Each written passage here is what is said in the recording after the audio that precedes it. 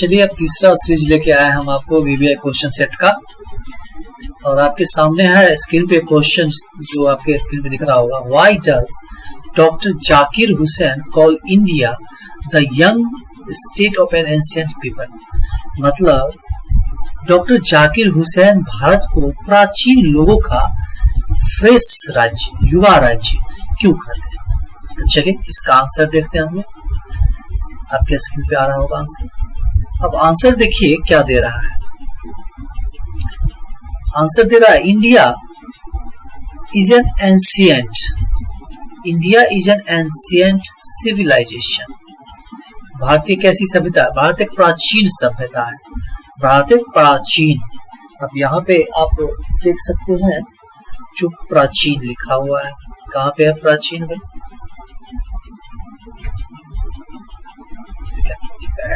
सामने भारत एक प्राचीन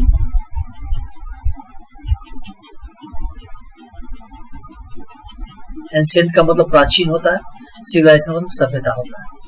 the history of her people goes back, the history of her people goes back to thousands of people, goes back to the thousands of years, but it is the constitution of a comparatively new state after freedom in August 1947. देखिए तो second line में क्या, the history of our people goes back to thousands of peoples, goes back to thousands of years। मतलब क्या, उसके लोगों का इतिहास, हजारों लोगों का इतिहास हजारों साल पुराना है, हजारों साल क्या पुराना है। लेकिन but it is the constitution of a comparatively new state, लेकिन तुलनात्मक दृष्टि से इसका संविधान बिल्कुल नया है। तो संविधान चूंकि नया है तो राष्ट्र कैसा हुआ, नया राष्ट्र हुआ। कॉन्स्टिट्यूशन मतलब संविधान, ये किसका प्राप्त हुआ है? आफ्टर फ्रीडम इन अगस्त 1947, मतलब अगस्त में 1947 अगस्त में प्राप्त हुआ है ये हमें। मतलब इसके बाद अगस्त 15 अगस्त आप इंक्लूड कर सकते हैं, 15 अगस्त 1947 के बाद यह हमें क्या हुआ है, मिला है। It has been happened the first time in history that people have understood the absolute values of cooperation of diverse of ethnic elements. करें क्या, इथनिक जातीय जाति, हाँ एलिमेंट्स मतलब तत्व होता है। अब पढ़े हुए केमिस्ट्री में एलिमेंट्स मतलब होता है तत्व। तो यहाँ पर जो कह रहे हैं, क्या कह रहे हैं, यहाँ पे कहना चाह रहे हैं कि it has been happened the first time, यह इतिहास में पहली बार हुआ है। देखिए ऑटोमेटिकली क्या से आ रहा है, ये इतिहास में फर्स्ट टाइम ऐसा हुआ है, फर्स्ट टाइम कि लोगों ने, फर्स्ट टाइम इतिहास में ऐसा हुआ है, first time in the history, in the history that people have understood the absolute values of cooperation of diverse ethnic elements। अब यहाँ जो बताने वाले हैं इसका मीनिंग बताने वाला है, यह पहली बार हुआ है। यहाँ देखिए, यहाँ से इट हैज बीन हैपेंड, यह हुआ है द फर्स्ट टाइम, पहली बार, इन हिस्ट्री इतिहास में, कि पीपल हैव अंडरस्टूड, लोगों ने समझा है किस चीज को, the absolute values of cooperation, सहयोग का, कोऑपरेशन का, सहयोग के वास्तविक महत्व को, हाँ किस चीज के सहयोग के, ऑफ डाइवर्स विविध, इथनिक एलिमेंट्स जातीय तत्वों, मतलब पूरा मीनिंग क्या है, विविध जातीय तत्वों के सहयोग के वास्तविक वैल्यू को, कीमत को समझा है। यह इतिहास में पहली बार हुआ है। और इसी को समझते हुए चूंकि लोग यहाँ के क्या हैं, इट्स यहाँ के लोग जो है सो बहुत ही पुराने हैं, और लेकिन स्टेट क्या है, बिल्कुल फ्रेश है, बिल्कुल नया राष्ट्र है। तो चलिए अब आगे क्या कहना चाह रहे हैं, अगला क्वेश्चन आपके स्क्रीन पे आएगा।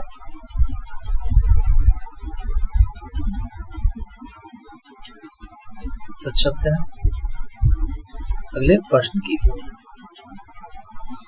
प्रश्न क्या है? प्रश्न है व्हाट, प्रश्न आपके स्क्रीन पे आ गया होगा। यस, प्रश्न देखिएगा। What was the great lesson that India had to teach the West? कौन ऐसा महान लेसन है, सीख है जो भारत ने पूरी दुनिया को सिखलाया है? देखिए, सबसे पहले समझिए कौन सा चैप्टर का है। यह है India through a travellers eyes का है। India through a travellers eyes का है। Travellers eyes. लेखक कौन है इनके?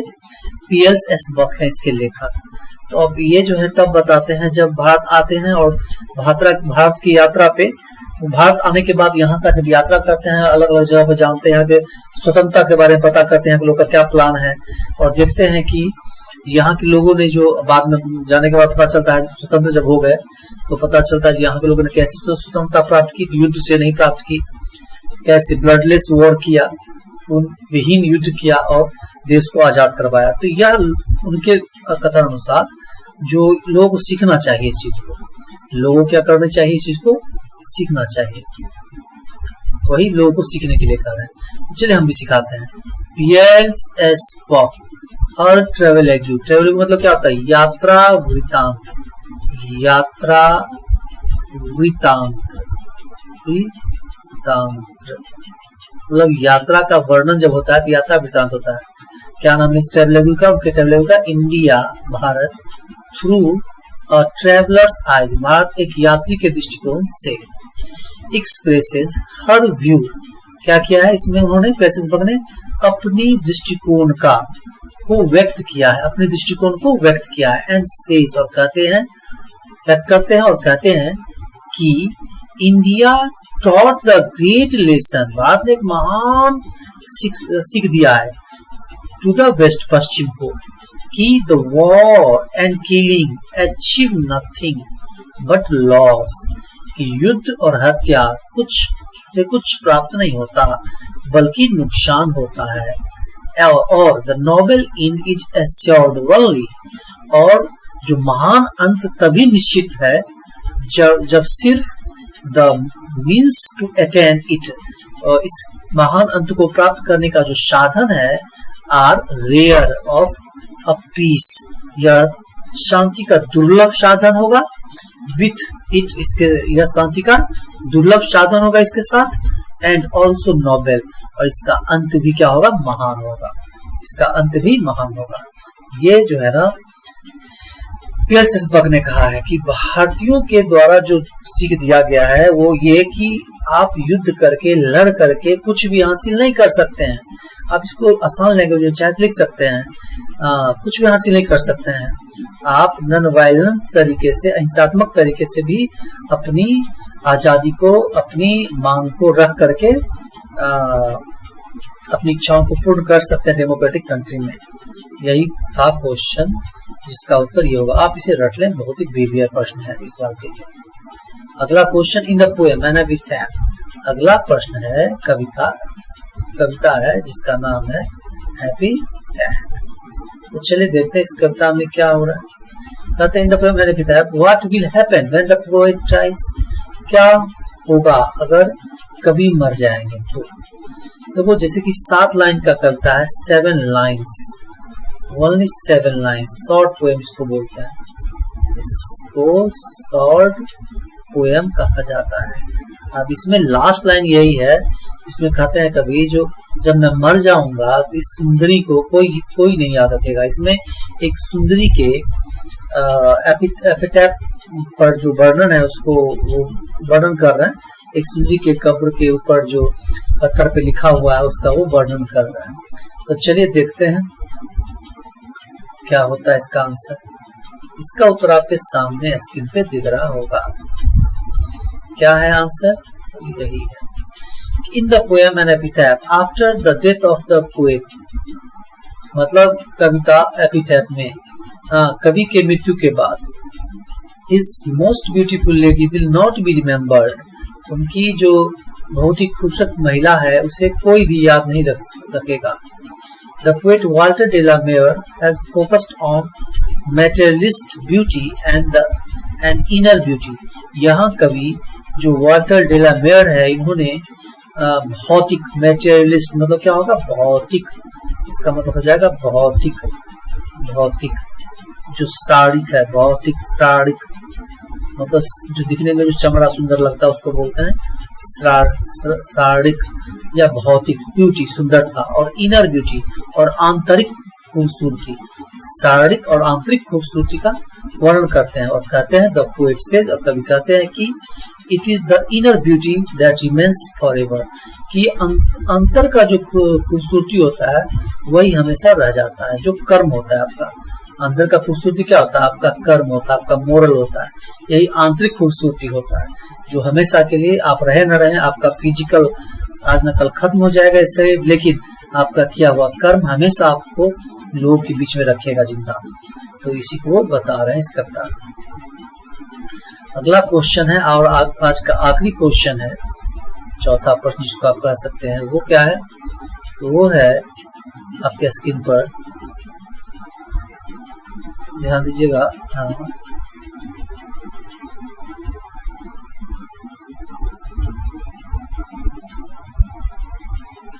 why was the speaker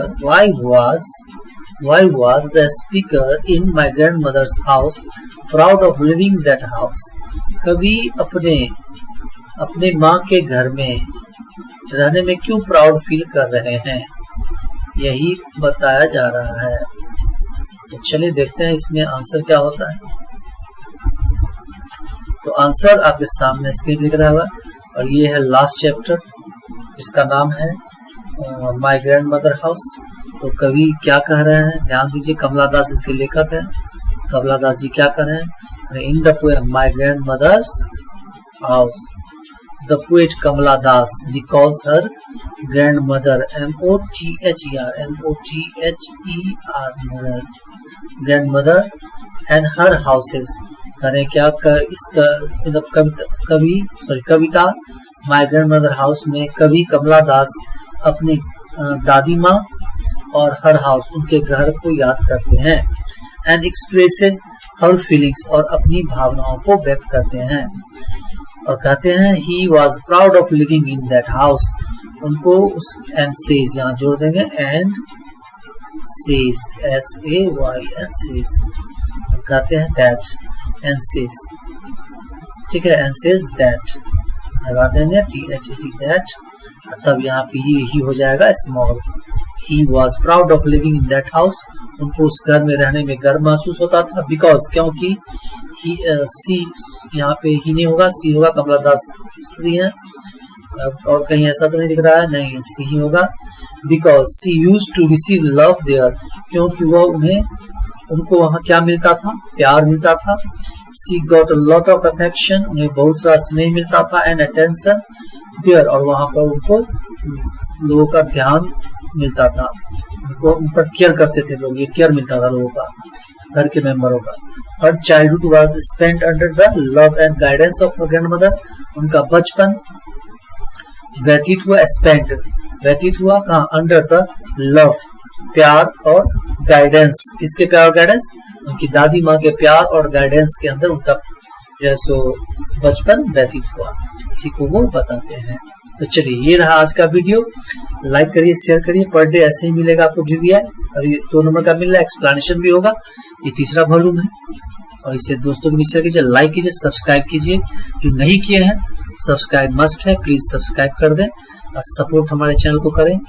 आपका support I think give me petrol and energy to do more than better and from today bye.